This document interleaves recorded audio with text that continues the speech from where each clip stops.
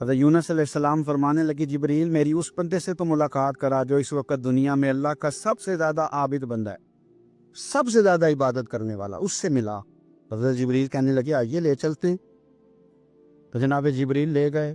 جب لے کے گئے تو اس بندے کے دونوں ہاتھ بھی کوئی نہیں تھے، دونوں پیر بھی نہیں تھی، اس کا وجود سارا تکلیف سے کٹا ہوا تھا اور اس کی آنکھیں بھی نہیں تھی۔ حضرت یونس علیہ السلام فرمانے لگے اے جبریل امین علیہ السلام، میں نے تو کہا تھا عابد بندے کے پاس لے آئے، آپ بیمار کے پاس لے آئے۔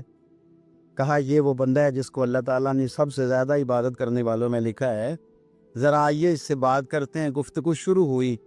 حضرت جبریل کہنے لگے آپ کی آنکھوں کا کیا بنا؟ تو وہ کہنے لگا کیا بننا تھا؟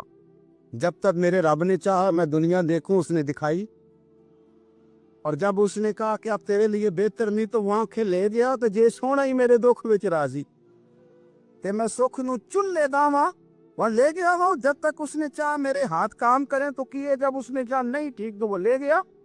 جب اس نے چاہا میرے پیر چلے تو پیر چلتے رہے، لیکن اب رب بھی چاہتا ہے نہ چلے، اگر وہ چاہتا ہے نہیں چلے تو ٹھیک ہے، ہم بھی چاہتے ہیں نہ ہی چلے۔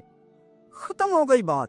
جس بات پہ رب راضی اس میں ہم بھی راضی۔